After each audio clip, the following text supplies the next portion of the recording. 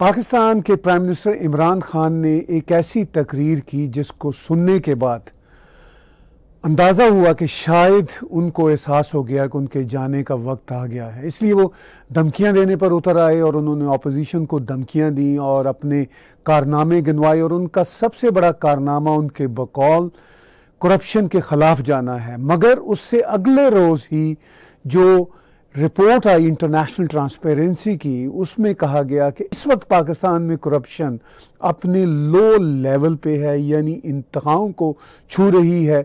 और इमरान खान का जो एक ही टारगेट था कि मैं एंटी करप्शन हूँ, वो भी गलत साबित हो गया। सूरत हाल पाकिस्तान में ग्राउंड पे क्या है, इस वक्त हमारे साथ लाहौर से मारूफ सहाफ़ी आलिया शाह वीडियो लिंक पर मौजूद हैं। वेलकम आलिया, हम आपको खुश आमदीद कहते हैं। मैंने तमहीद में कहा कि इमरान खान साहब ने जो तकरीर की वो बहुत ही इंटरेस्टिंग थी और लगता था कि उन्होंने अपने जाने का इंदिया खुद ही दे दिया। और एक ही चीज़ जिस पे वो अब तक बेट करते चले आ रहे हैं कि मैं एंटी करप्शन हूँ।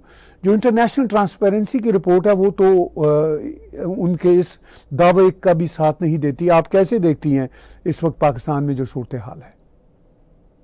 जी बहुत शुक्रिया ताहिर गोरा साहब मुझे इनवाइट करने के लिए। देखिए, इस वक्त जो पाकिस्तान में एक बड़ा हंगामा सा चल रहा है, ये जब से ये रिपोर्ट सामने आई है और पब्लिश हुई है और रैंकिंग का पता चला पाकिस्तान की, तो जो आप जब जाएंगे सोशल मीडिया पे, आप देखें ट्विटर पे जो है वो कुछ इस तरीके से टॉप ट्रेंड्स बन रहे हैं जो कि प्राइम मिनिस्टर इमरान खान के खिलाफ हैं। इसकी वजह ये है कि ये जो रिपोर्ट आई है जिसमें पाकिस्तान की 140वें नंबर पर रैंकिंग 140, तो ये पीटीआई की गवर्नमेंट का, प्राइम मिनिस्टर इमरान खान की हुकूमत, इस गवर्नमेंट का जो बयानिया और जो नैरेटिव था कि ये हुकूमत करप्शन के खिलाफ आई, हुकूमत मिली ही इसलिए थी इनको। और इससे पहले भी जो इनकी स्ट्रगल थी, इनका ये नारा, ये एक ही स्लोगन था कि करप्शन का सफाया करना है, पाकिस्तान को करप्शन से साफ करना है। और यही वजह थी कि आप जानते हैं कि जो केसेस चले नवाज शरीफ के खिलाफ और सब कुछ, तो जब एक हुकूमत का बयानिया ही ये हो, नैरेटिव ही ये हो, और फिर पता ये चले कि जितनी तमाम हुकूमतें पीछे गुजरी हैं उससे भी आप एक मतलब ड्रॉप डाउन सिचुएशन है ये, कि आप इतना नीचे चले गए हैं कि अगर 180 कंट्रीज की ये टोटल रैंकिंग हुई है और उसमें आप 140 नंबर पर हैं, तो इस पे इस वक्त मुतालबा किया जा रहा है, डिमांड किया जा रहा है ऑपोजिशन की तरफ से, और जो मुखालफीन हैं या जाहिर है कि बहुत सारे लोग जो न्यूट्रल भी हैं, एक बड़ी डिमांड ये आ रही है कि इस वजह से ये रैंकिंग सामने आने के बाद प्राइम मिनिस्टर को रिजाइन कर देना चाहिए। अब मसला ये है कि आप जानते हैं कि यहाँ पे कब किसने अखलाकी उसूल पर कभी रिजाइन किया या इस्तीफा दिया है, लेकिन जो मेन पॉइंट है वो ये है कि ये हुआ और कैसे हुआ। क्योंकि जैसे मैं बोल रही हूँ कि आप जो प्राइम मिनिस्टर इमरान खान है, वो अभी अगर आप देखिए कल के रोज तक, बल्कि आज भी उन्होंने एक स्पीच की है, आज भी उनकी एक तकरीर इस तरह की चली है। किसी जगह पर वो किसी तकरीर में थे, कोई इनॉग्रेशन अपने किसी प्रोजेक्ट का इस तरीके से कर रहे थे जिसमें उनका ये कहना था कि करप्शन के खिलाफ बात की उन्होंने। और जबकि इनके ही दौर में अभी आज ही जो है वो ये वाली रैंकिंग सामने आई है। तो आपको याद होगा जो 2 दिन पहले इनका बहुत गुस्से वाला एक किताब चला था, आप उसको ये कह सकते हैं कि एक उन्होंने जो वीडियो लिंक के जरिए अपने कॉलर्स के पाकिस्तानी लोग जो है उनसे जो वो बात करने का सिलसिला उन्होंने शुरू किया था, जब वो की तो वो कितने ज्यादा उस वक्त गुस्से में नजर आए। तो मैं ये समझती हूँ, मुझे लगता है कि शायद उनको ये इल्म हो गया था कि ये वाली रैंकिंग आ रही है, या ये कि अब ट्रांसपेरेंसी जो है ये इंडेक्स सामने ला रहे, परसेप्शन करप्शन परसेप्शन जो है, और इसमें ये पता चलेगा कि पाकिस्तान का ये नंबर है। तो शायद वो जो उनका एक बहुत ज्यादा गुस्सा था वो इस वजह से भी था कि जो वो करना चाहते थे करप्शन का खात्मा, वो तो वो नहीं कर पाए, बल्कि वो मजीद ये सामने आया है कि इस हुकूमत के दौरान जो है वो करप्शन बहुत ज्यादा बढ़ गई है। और साथ में फिर आप जानते हैं जो शहजाद अकबर का इस्तीफा आया, रेजिग्नेशन, तो मुझे ऐसा लगता है, हो सकता है गलत हो या सही हो, मुझे ऐसा लगता है कि ये चीज उनके इल्म में आ गई थी और उसके बाद ही वो उन्होंने रिजाइन भी किया। देखिए आलिया, जब उनके इल्म में ये बात आ गई कि रैंकिंग बहुत लो पाकिस्तान की शो होने वाली है, जो ग्राउंड रियलिटीज़ हैं, इसके बावजूद वो इस बात पर फिर क्यों बज़िद हैं, क्यों वो इसरार कर रहे हैं कि उनका एक ही मोटो है कि वो करप्ट लोगों के, कोट अनकोट करप्ट सियासतदानों के ख़िलाफ़ जाएंगे, जबकि उनके इर्द गिर्द सियासतदानों का जमगठा वैसा ही है और रैंकिंग भी लो आ रही है। तो फिर उनका इसरार क्यों है इतना ज़्यादा? देखिए प्रॉब्लम ये है कि अब हमेशा से उनका एक ही तो स्लोगन है, अगर वो इसको बदल कैसे सकते हैं? अगर वो इस वक्त इसको चेंज करेंगे, इस पे इसरार नहीं करेंगे और वो करप्शन के अपने उस एक स्लोगन से हट जाएंगे, जो उनका मेन पॉइंट एजेंडा है, अपने एजेंडे से वो कैसे हट सकते हैं? उनकी जो गवर्नमेंट है वो इसी एजेंडा पर आई। आप जानते हैं बहुत अच्छे तरीके से, जब पैनामा केस आया था तो नवाज शरीफ के खिलाफ जो ये केस चला था, उसके बाद एक केसेस कितने हम सब देखते रहे, हियरिंग्स होती रही, हमने उसके ऊपर ट्रांसमिशन की। मुझे याद है कि जब ये फैसला आया था उस दिन भी हम ट्रांसमिशन में मौजूद थे, हमने ये अनाउंस किया था कि ये फैसला आया है नवाज शरीफ के खिलाफ और नाअहल हो गए। तो किस किस वो उन केसेस के पीछे कौन गया? इमरान खान ही तो थे जिन्होंने वो केसेस चलाए या उनको फॉलो करते रहे और उन्होंने कहा कि मैं इनको नहीं छोड़ूंगा, और उन्होंने उनको नहीं छोड़ा। तो देखिए कि जब आप एक फॉर्मर प्राइम मिनिस्टर को इस बिना पर नहीं छोड़ते और आप कहते हैं कि इन्होंने करप्शन किया और वो करेंगे, तो अब 3 साल के बाद वो ये एजेंडा कैसे छोड़ सकते हैं? और इसमें एक और पॉइंट, क्यों ऐसा क्यों नहीं कर सकते? देखें उनके पास और है क्या, ये भी तो नजर डालने वाली बात है। पीटीआई की इस गवर्नमेंट के पास एक ही तो एजेंडा है कि करप्शन के खिलाफ जो है वो आए हैं। अब अगर तो 3 सालों में बहुत ज्यादा उन्होंने काम किए होते, इस हुकूमत ने डिलीवर किया होता, तो फिर वो इस उससे हट सकते थे। फिर आप कहते हैं कि भाई वो क्यों इंसिस्ट किए जा रहे हैं, इससे हट जाए। जब वो देख रहे हैं कि इतनी करप्शन इस हुकूमत में हो गई है तो पीछे हट जाए। लेकिन उनके पास कुछ है भी नहीं बताने के लिए, तो फिर वो क्या करें? मतलब इससे कैसे पीछे हटें? फिर वो उनके पास कुछ होना चाहिए दिखाने के लिए कि देखिए हमने ये करी है, ये करिए। ठीक है, हम करप्शन खत्म नहीं कर पाए, हमने बड़ी कोशिशें की। जिस तरह आज भी वो इस तरह की कोई बात कर रहे थे कि कुछ ऐसे केसेस जो हैं वो लेकर गए।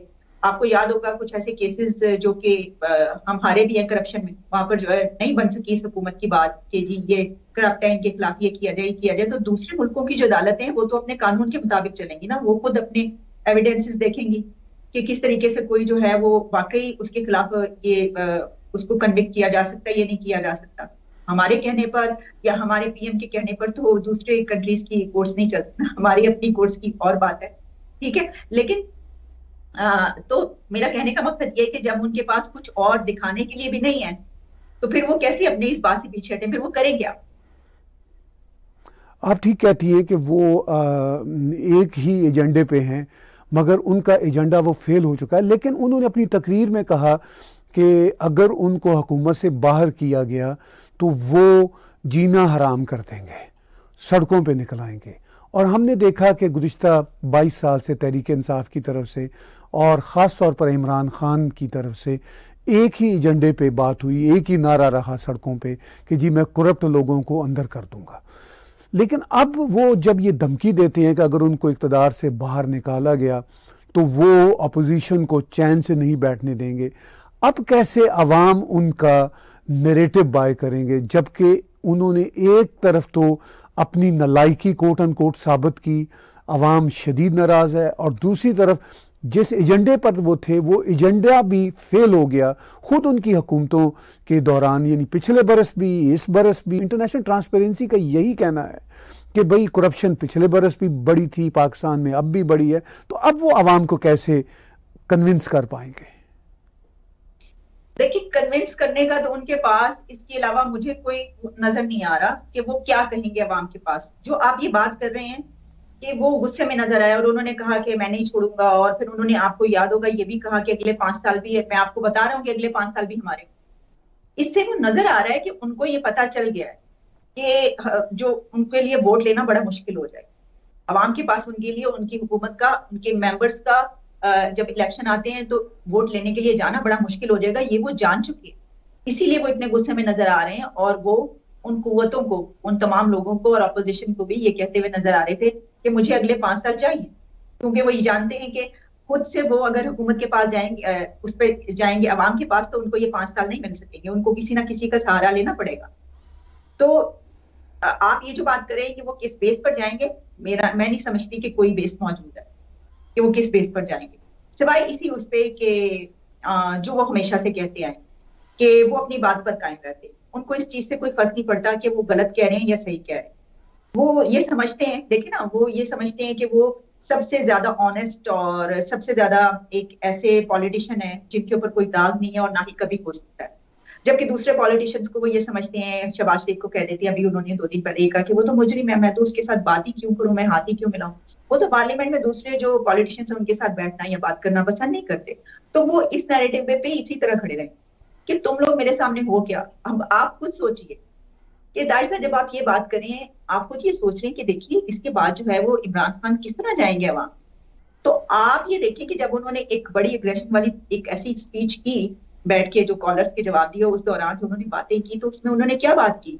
उन्होंने कहा कि ये जो है ऑपोजिशन वाले, ये जरा बाहर निकलें, ये बाहर निकलेंगे तो इनको पता चलेगा, जब ये अवाम के पास जाएंगे तो मैं देखूंगा कि ये कैसे उनके पास पहुंचते हैं और वो इनको छोड़ देंगे। वो तो इनको छोड़ेंगे नहीं। हालांकि ये उल्टा है, क्योंकि उन्होंने तो अपनी सजाएं भुगत ली। वो तो ये लेकर जा सकते हैं कि ठीक है, अगर हमारे खिलाफ इन्होंने केसेस बनाए तो देखिए क्या किया कि हमें तो जेलों में भेज दिया, हमें तो बाहर निकाल दिया। लेकिन इमरान खान खुद ये जानते हैं कि वो किस बेस पर जाएंगे, लेकिन इसके बावजूद वो इसको डिनाई करके वो कहते हैं ना कि देखें, वो एक टर्किश प्रोवर्ब है या क्या है, जिसमें ये कहा जाता है कि अगर कोई किंग जो है वो जब किसी महल में चला जाता है तो ये ना समझें कि वो जो किसी जगह पे जाता है तो ये ना समझें कि वो पैलेस बन जाता है, वो हो सकता है कि वो कोई सर्कस बन जाए।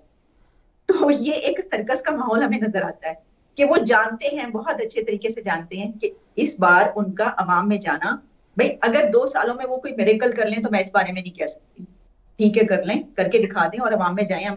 लेकिन जितनी महंगाई, अवाम महंगाई तले दबी हुई, पिसी हुई है इस वक्त, आप जानते हैं पेट्रोल की आप कीमत जानते हैं कितनी मर्तबा बढ़ चुकी है इस वक्त क्या है। और दिलचस्प बात यह कि उन्होंने, आज मैं सुन रही थी, देख रही थी कि फवाद चौधरी साहब ने एक ये खुशखबरी सुनाई कि हमने चिलगोजों की कीमत जो है वो कम कर दी है, पाइन नट्स की। तो अब जो अवाम है वो उसको खा सकते हैं। आप तो जानते हैं कि पाकिस्तान में जो चिलगोजे हैं वो कितने 5,000 रुपया लेकर अगर आप जाते थे तो वो बिल्कुल मुट्ठी भर एक मिलते थे, इतने ज्यादा जो महंगे थे। तो मैं ये सोच रही थी कि अच्छा, मतलब इन्होंने इस चीज की कम कर दी कीमत, जो कि आम अवाम बेचारी कभी खाती नहीं, उसको तो रोटी चाहिए होती है ना। तो क्या वो ये कह रहे हैं कि रोटी नहीं में असर तो चिलगोजा खा लें। और उसके बाद फिर जब ये बताया कि ये दरअसल क्योंकि अफगानिस्तान से आते हैं और वहां पर एक इकोनॉमी की सिचुएशन खराब है, तो हमने सोचा कि उनकी इकोनॉमी को जरा स्ट्रेंथन करें, तो उनके लिए किया। तो मतलब ये कहने का, इसको मैं ये सोच रही थी कि अगर किसी चीज की कीमत कम की भी है तो वो किसके लिए की है, अफगानिस्तान के लिए किया है। तो पाकिस्तान के अवाम को जो रोटी में असर दी है वो तब भी उनको नजर नहीं आ रही। तो आपका क्या ख्याल है कि ये पाकिस्तान के अवाम को नजर नहीं आ रही है चीज? हम भी पाकिस्तान के अवाम हैं और पाकिस्तान में मौजूद हैं, लेकिन हो सकता है हमें वो ये कहें कि भाई ये तो है ही जर्नलिस्ट, ये तो है ही सहाफी, इनका तो नैरेटिव ही हमारे खिलाफ है। हालांकि जितनी हमने तहरीक इंसाफ और पीटीआई की जो उनका स्टैंड था करप्शन के खिलाफ, जितना हमने उनको इंडोर्स किया, मीडिया जो पाकिस्तान का था उसने जिस तरीके से वो धरने दिखाए, 2 लोग भी होते थे तो उसको 2000 लोग बनाकर दिखाया गया। इसके बावजूद प्राइम मिनिस्टर इमरान खान ने, वो जिस दिन उन्होंने ये बातें की हैं सारी बड़े गुस्से वाली, तो उस दिन उन्होंने ये कहा कि ये मीडिया, ये सहाफी, ये तो चाहते ही है, यानी उसी मीडिया के खिलाफ वो हो चुके हैं जो मीडिया उनको पावर में लेकर आए।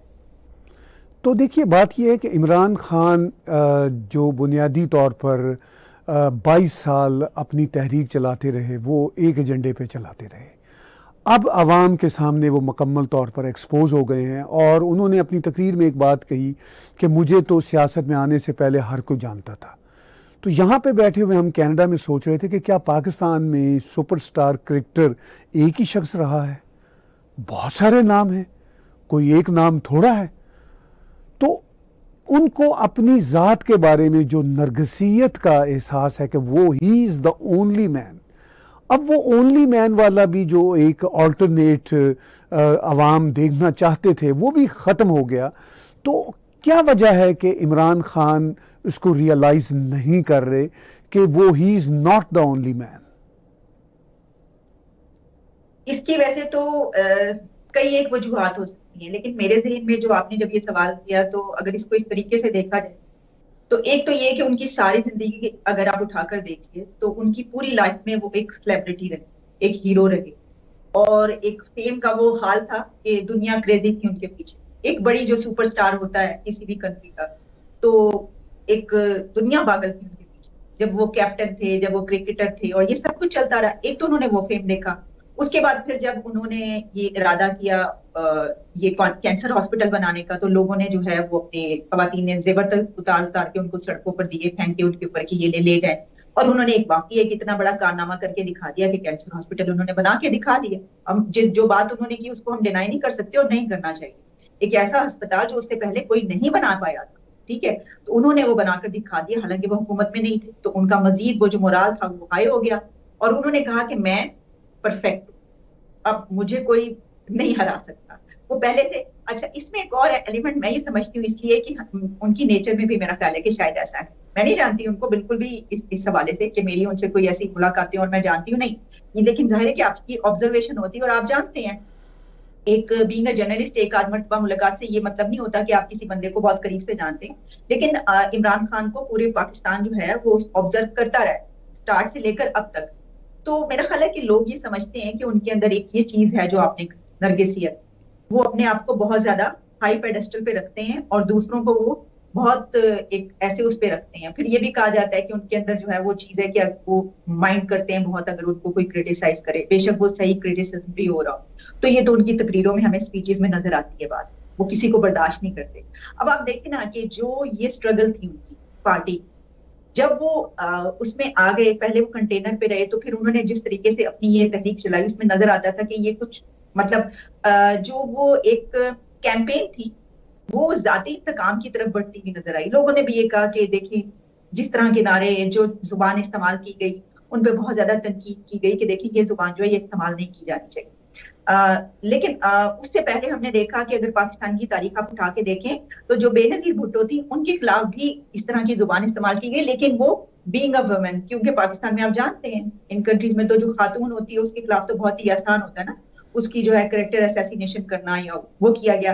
लेकिन जब इमरान खान ने अपनी ये स्टार्ट की कैंपेन और उन्होंने अपनी सियासत का आगाज किया, तो हमने देखा खास तौर पर कंटेनर के दिनों में उन्होंने एक ऐसा नैरेटिव अपनाया जो बहुत ही सख्त और एक इंतकामी वो लगता था। अच्छा, फिर होना ये चाहिए था कि वो जब हुकूमत में आ गए तो उनको ये छोड़ देना चाहिए था, लेकिन उन्होंने तब भी नहीं छोड़ा, वो बढ़ता चला गया मजीद। मतलब अब 3 साल के बाद आप देख लीजिए, जो उन्होंने अभी 2-3 दिन पहले कही है, बातें कही हैं, वो बिल्कुल लग रहा था कि जैसे कंटेनर पे खड़े हैं। तो उसमें एक ये भी बात है कि वो अपने आप को चेंज नहीं करते और नहीं कर सकते। उनका जो हमेशा से है उनके अंदर, और जो अपने आप को समझते हैं वो वही समझते रहेंगे हमेशा। वो मुझे तो ऐसा लगता है कि अगर वो हुकूमत में नहीं भी रहे तो तब भी उनका ये स्टैंड बदलेगा नहीं। वक्त बदल दे या हालात उनको समझा दें तो और बात है, लेकिन ऐसा महसूस नहीं होता। उनकी पर्सनालिटी कुछ ऐसी है। मुझे तो यही समझ में आता है, अब हो सकता है कोई और बातें भी हो इसके बीच।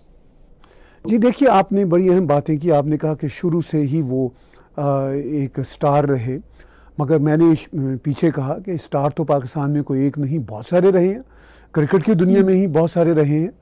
और इसके साथ साथ अगर उनका फिलंथ्रोपिक काम किए देखा जाए तो हम इसको अप्रिशिएट करते हैं जो उन्होंने कैंसर हॉस्पिटल बनाया। मगर अगर सिर्फ अब्दुल सत्तार साहब को ही देखा जाए तो शायद इनसे वो 1000 गुना ज़्यादा उनका था, और उनकी आइजी जो थी वो हमेशा से काबिल तारीफ़ रही। तो इसका मतलब ये नहीं कि आपने कोई अच्छा काम एक आध कर दिया तो आप इतने मगरूर हो जाएं, इतने खुद सर हो जाएं कि आप अवाम की तवक्कुआत को भी फलांग जाएं। लेकिन जो इमरान खान की सूरत हाल हमें अब नज़र आती है उनकी प्राइम मिनिस्टरशिप की, आपको लगता है कि क्या फेलियर सिर्फ उनकी शख्सियत और ज़ात की वजह से ही नहीं है, बल्कि इंटरनेशनल लेवल पर भी जो मैस किया है उन्होंने, और जो उनको लाने वाले यानी जो कहा जाता है एस्टैब्लिशमेंट उनको लाई थी, वो भी जितनी मायूस हुई है कि बैन अल-क़वामी सतह पे उन्होंने पाकिस्तान का इमेज ख़राब किया, कोई पाकिस्तान के लिए पैसा नहीं ला सके। तो ये फैक्टर्स भी हैं कि जिसकी वजह से उनको लगता है कि उनको लाने वाली क़ुव्वतें उनके साथ खड़ी नहीं। देखिए, सबसे पहले तो मैं आपकी उस बात का जवाब देना चाहूंगी जब आपने बात की कि अब्दुल सत्तार साहब, तो वो तो कोई कंपैरिजन नहीं है, कोई है ही नहीं कंपैरिजन। यानी अब्दुल सत्तार साहब जो इंसान थे, वैसा तो इंसान जो है दुनिया में पता नहीं बहुत कम पैदा होते होंगे कि जिन्होंने अपनी कभी परवाह नहीं की और हमेशा जो है वो लोगों को, मतलब जो वो काम करते थे उसके ऊपर तो हम एक अलग से पूरा प्रोग्राम कर सकते हैं। इमरान खान साहब और ईदी साहब की तो कोई कंपैरिजन ही नहीं है, बिल्कुल दो ऑपोजिट पर्सनालिटीज है। इमरान खान में जो आपने कहा, जो तकब्बुर, जो गरूर और जो कुछ है कि वो तो किसी की बात नहीं सुनते, किसी से वो तो साफ कहते हैं ना कि मैं तो इनके साथ बैठना पसंद नहीं करता, मैं तो ये नहीं करता, मैं तो, और फिर नजर आता है वो हमेशा से उनके अंदर वो चीज, एक एरोगेंस तो हमेशा से नजर आती है। वो है अपनी जगह पर, वो तो मैं उससे बिल्कुल डिनाई नहीं कर रही। मैंने आपको, और देखें पर्सनालिटी के यही फ्लॉज होते हैं जो आपको फिर इस सिचुएशन पर लेकर आते हैं कि आप जो है कोई भी आपके साथ खड़ा नहीं, सभी जो है वो आपके अपने भी छोड़ छोड़ के जो है वो उन्होंने एक डिजाइन आ गया, ऐसा ऐसा जो है वो जो करते चले जाएंगे। तो अब देखिए ना कि क्या बनेगा, उनके क्या सिचुएशन बनेगी। तो ये तो मैं तो बड़ा बुरा मनाऊंगी अगर कोई ईदी साहब को जो है वो इमरान खान से मिलाएगा। ईदी साहब का जो हाई पेडेस्टल पे वो है, उन तक तो कोई, मतलब उनकी जूती के बराबर भी कोई, मैं ये कहूंगी। और जहां तक आप बात करें कि इमरान खान के दौरान अब ये जो कुछ हुआ, तो इसमें जो इंटरनेशनल लेवल पर हम देख रहे हैं कि क्या कुछ होता रहा और पाकिस्तान का जो है वो किस तरह का इमेज जाता रहा वहां पर।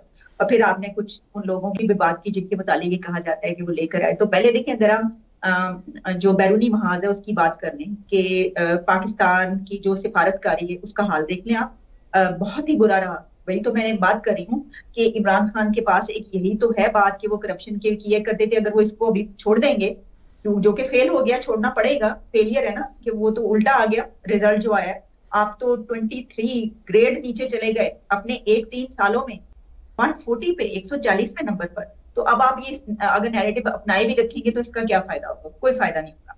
लेकिन जहां तक बात है कि इस दौरान जो पॉलिसी से हैं, और खासतौर पर हम जो फॉरेन पॉलिसी की बात करते हैं, तो बहुत ही नाकाम, इंतहा से ज्यादा नाकामी, एब्सोल्युटली नॉट। अमेरिका के साथ जो हमारे इतने अरसे से बेशक जैसे भी रहे ताल्लुकात फिर भी रहे, ठीक है, तो हमने उनको बहुत कुछ, दोनों कंट्रीज के बीच बड़ी ऐसी चीजें होती रही, आप उठा के देख लीजिए 60-70 सालों में। लेकिन फिर भी ऐसा रहा कि हमेशा ये कहा जाता रहा कि जो पाकिस्तान है जाहिर है उसका झुकाव अमेरिका की तरफ ही है, और अमेरिका का भी।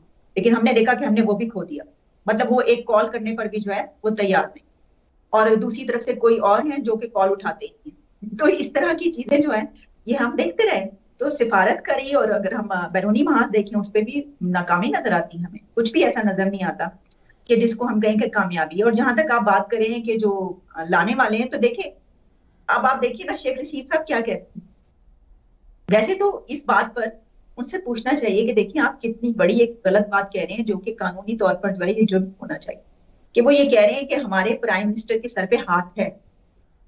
वो ये बात बाकायदा कैटेगोरिकली कह रहे हैं। और फिर उन्होंने ये कहा कि जब उन्होंने ये बात की तो उसके बाद हमने भी बात की, बहुत सारे लोगों ने बात की कि ये क्या बात है इन्होंने की, ये तो खुद कह रहे हैं। एक तरफ आप जानते हैं कि जब आते हैं डीजी आते हैं आईएसपीआर के, तो वो आप कहते हैं ना कोई डील नहीं हो रही, कुछ नहीं हो रहा, आप कैसी बातें करते हैं, हम किसी की तरफ नहीं है, सब अपने उस पर आते हैं, हमारा सियासत से क्या ताल्लुक, हमें क्यों मिलाइन किया जा रहा है भाई। और दूसरी तरफ जब शेख रशीद आते हैं तो आके उससे उलट बताते हैं, वो उनको फिर इसका मतलब डिनाई कर देते हैं ना। वो आके ये कहते हैं कि देखिए ये जो है ये तो हमारे हाथ, सर पे हाथ है इनका। तो इसका मतलब ये हुआ कि वो जो हाथ है वो कायम है, वो ये बताते हैं। फिर उन्होंने ये कहा कि मेरी ये बात कहने की वजह से मुझे कहा गया कि भाई आप इसको डिनाई करें, आपने क्या बात की है। तो उन्होंने कहा मैं डिनाई नहीं करूंगा, मैं इस बात पे कायम कि हाथ है, रहेगा, और यही हाथ जो है वो अपोजिशन की गर्दन पर है। तो वो अच्छे तरीके से जानते हैं, आप जानते हो कितने ज्यादा एक्सपर्ट प्लेयर हैं और कितने माहिर खिलाड़ी हैं सियासत के। उनको पता है कि किन की तारीफ करनी है और किन को अगर कहा भी जाए तो उसकी तरदीद नहीं करनी, क्योंकि तारीफ सुनने वाले बड़े खुश होते हैं, वो बड़े खुश होंगे अगर मैं तरदीद नहीं भी करूंगा, तो वो अपनी बात पर कायम रहे हैं। लेकिन इसमें एक बहुत बहुत ज्यादा एक खौफनाक जो चीज है वो ये हुई है कि जो इदारों के बीच टकराव तो हमेशा होता ही रहा है, लेकिन इस दौर में जो टकराव नजर आया है, और ऐसे ऐसे छोटे छोटे इश्यूज पर, मतलब डीजी लगाना, ये करना है, वो करना है, अपॉइंटमेंट है, उसके ऊपर भी ऐसी ऐसी चीजें नजर आई हैं कि मैं ये समझती हूँ कि नुकसान पहुंचा है पाकिस्तान के इस तरह के इमेज को, कि जी इदारों के बीच जो एक टकराव नजर आया, बहुत ज्यादा नुकसान पहुंचा है। और ये चीज वो लोग भी जानते हैं, लाने वाले भी। तो एक लिमिट होती है, और जाहिर है कि अब तो ये कहा जा रहा है कि देखिए जो लाए हैं या जो सब देखते हैं, उनको भी ये महसूस हो रहा है कि भाई ये हमने क्या कर डाला। और मसला ये है कि वो ये जानते हैं, वो तनकीदी उनके ऊपर होती है। पहले कहते हैं लाने वाले, वो फिर कहते हैं कि देखें लाए थे तो कुछ काम ही करवा देते, काम भी नहीं करवाया, मजीद जो है वो सत्यानाश करवा लिया। तो ये तो बात तनकीद उनके ऊपर जाती है। तो ऑब्वियसली मैं ये समझती हूँ कि वो कोई इस चीज से खुश तो नहीं होंगे। अगर ऐसा है कि जो बात कही जाती है तो वो इससे कौन खुश होगा अगर उसके ऊपर ऐसी तनकीद की जाए। देखिए बात यह है कि शेख रशीद हों, फवाद चौधरी हों, इवन शाह महमूद कुरैशी हों, पुराने सियासत के खिलाड़ी हैं, सभी सियासी जमातों के साथ रहे हैं, इनको अपने बयानात बदलने में कौन सी देर लगेगी।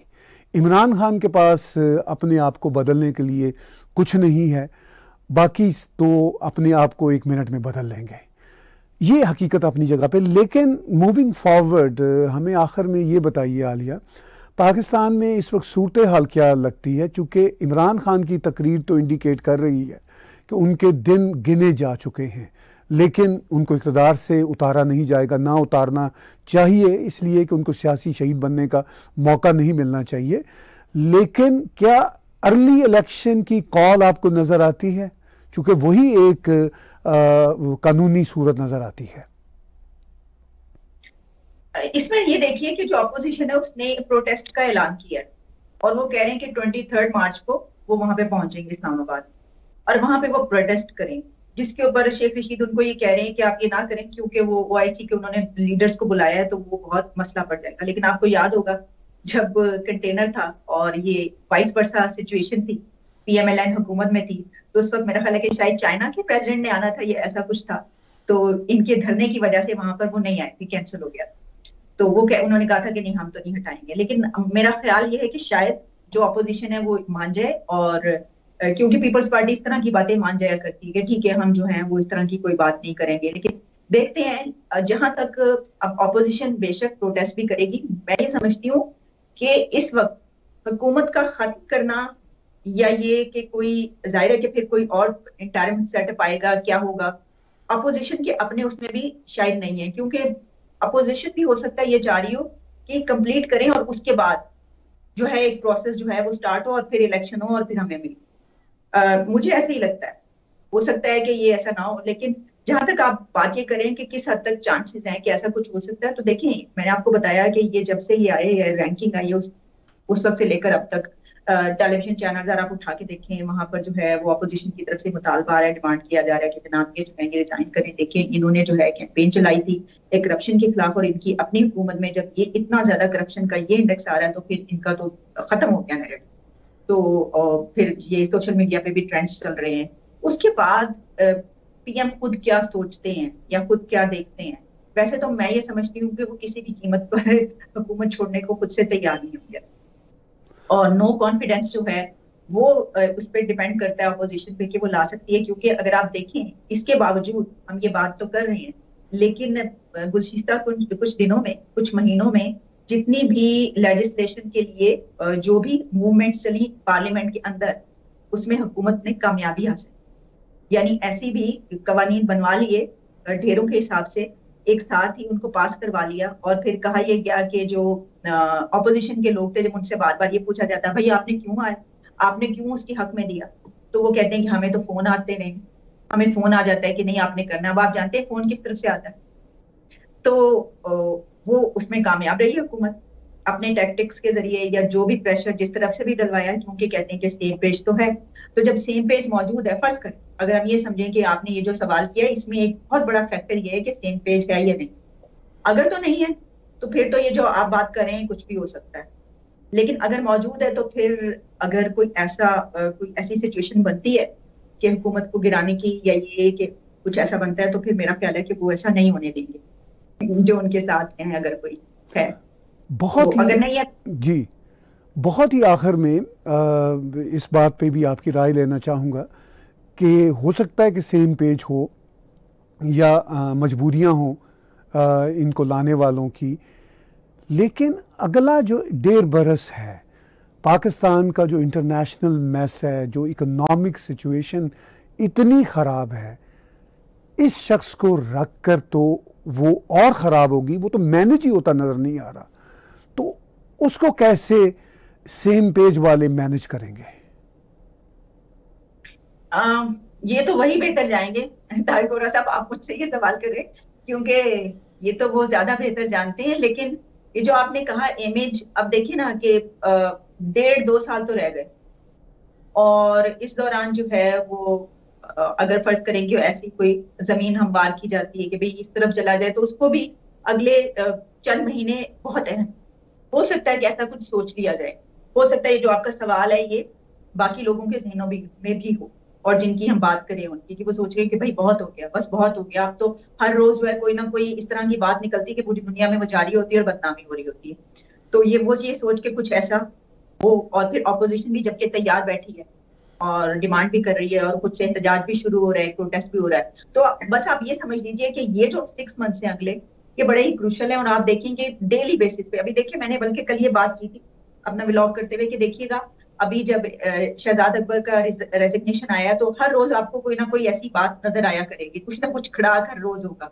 तो देखिए आज जो है ये आ गया, रैंकिंग आ गई, अब कल क्या आता है, परसों क्या आता है, ऐसा चलता रहेगा। तो ये जो अगले कुछ महीने आप कह लीजिए 3 मंथ्स 4 मंथ्स, ये बड़े ऐसे हैं कि जिसमें आप जो बात करें वो हो सकता है कि कुछ ऐसा हो जाए, कुछ नजर आ जाए कि शायद हुकूमत को जो है वो जाना पड़े। लेकिन फिर भी मुझे ऐसा लगता है कि शायद टर्म पूरी कर लें, क्योंकि उन्होंने बार बार ये कहा मैं ये टर्म पूरी करूंगा और मुझे तो अगले 5 साल भी चाहिए। तो पता नहीं है उनके ज़हन में क्या है। वही एक बात रह गई है जो हम कह रहे हैं कि अगर उनके साथ होता है किसी का तो शायद वो कंप्लीट कर लें, वरना हालात तो बहुत मुश्किल है उनके लिए। बहुत शुक्रिया आलिया, आपने हमें ग्राउंड पे जो सूरत हाल है इस वक्त पाकिस्तान के सियासी मंजरनामे पे वो बताई। और हम कनाडा में बैठे हुए और कनाडा से बाहर जो पाकिस्तानी ओरिजिन के लोग रहते हैं उन सबको बहरहाल कंसर्न है, और ख़ास तौर पर उनको जिनकी हमदर्दियाँ इमरान खान के साथ थी, अब लग रहा है कि उनको भी बहुत मायूसी हुई है। आपकी राय हम लेते रहेंगे। आज आपका वक्त देने का बहुत शुक्रिया। बहुत शुक्रिया आपका, thank you so much. Viewers, बातचीत सुन रहे थे आलिया शाह की, जो पाकिस्तान की एक मारूफ सहाफ़ी हैं। इसके साथ साथ उनका अपना यूट्यूब का चैनल बहुत ही वाइब्रेंट चैनल है, उसको ज़रूर सब्सक्राइब कीजिए, और टैग टीवी के चैनल को भी सब्सक्राइब कीजिए। आज का हमारा तबसरा देखने और सुनने का बहुत शुक्रिया।